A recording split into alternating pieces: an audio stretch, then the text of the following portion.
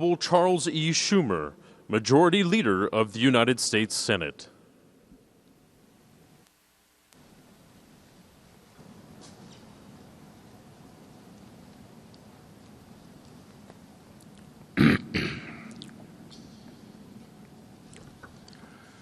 Good morning.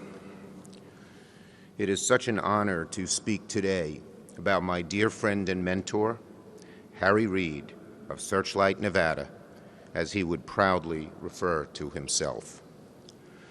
Let me first say to Harry's family, and particularly to Landra, the love of Harry's life for 62 years, who he called his rock. The only time I ever saw Harry cry was when he told me Landra had an awful car accident and had broken so many bones. He said over and over again as tears streamed down his cheeks, "My poor little Landra, my poor little Landra." A couple of months ago, as you know, I lost my father, Abe, but I still feel his spirit is with me every single day. Just as I know that Harry is still with you, Landra, and your family, and with all of us today, and for many of us forevermore. To celebrate the life of Harry Reid under the dome of the Capitol is to partake in an exercise of contradictions. On the one hand, anyone who knew Harry could count on a few things. He rarely said goodbye on the phone, and it almost became a ritual in the first 3 months of any new session that each freshman would call me up and say, "Why is Harry mad at me?" I said, no, I didn't even have to tell, they didn't have to explain why. He doesn't say goodbye, he just hung up, he's not mad at you.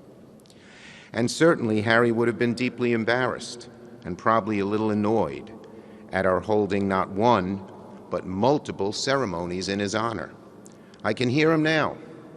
You guys organized an entire ceremony in Nevada, invited former and current presidents and senators, and you even had the front man from the Killers sing, and still that wasn't enough for all of you? On the other hand, even though Harry might not want this pomp and circumstance, I know part of him would enjoy it. He was sort of like Sid Caesar when Sid Caesar gave a good line. No more applause, please. My friends, we celebrate Harry Mason Reid's final return to the Capitol because we must. Few have shaped the workings of this building like our dear friend from Nevada. Few have dedicated their lives to the work of the people quite like Harry did. And today, our feelings of both loss and gratitude are immense. I got to know Harry when I came to the Senate in 1999. We couldn't have been more different. There was me, a brash Jewish kid out of Brooklyn, and there was Harry, a soft-spoken Mormon from Searchlight. We were a match made in heaven. I quickly learned that even though Harry talked softly, what he said carried the force of thunder. He was honest, he was direct, and he was original. I love the story. Back in 2012, during the Democratic National Convention in Charlotte, Harry summoned me to his hotel room late night. I rushed over and I saw Landra in the room, but before I could say anything, Harry pulled me aside into the small little bathroom. We were right on top of each other, and he lowered his voice. He said, "Chuck, I want to take care of something very important," he said. And he pulled out a wad of cash from his pocket, and he peeled off 4 $100 bills. "You've been working hard and doing the right things to become leader," he said, "but you need to dress the part. Go buy some better shoes, for goodness sakes." Later on, I asked why he pulled me into the bathroom for that conversation. His answer, so he wouldn't embarrass me in front of Landra. That was Harry Reid to a T. If you were lucky enough to be someone Harry cared about and called his friend, then he cared with you with every fiber in his being. And his generosity extended far beyond things sartorial. A few years ago, Harry called up my wife Iris and told her, "I've sent you and Chuck a special gift. It's the greatest thing. You're going to love it.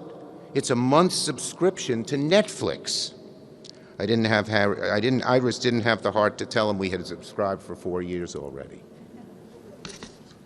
Clearly, Harry wasn't big on new technology. He didn't text, he didn't mail, and as you know, whenever he called you, he'd hang up the phone so quickly that you'd think he was allergic to telecommunications. But what Harry was really allergic to was the artifice of politics that he considered a distraction from his true passion: getting good things done in this Capitol.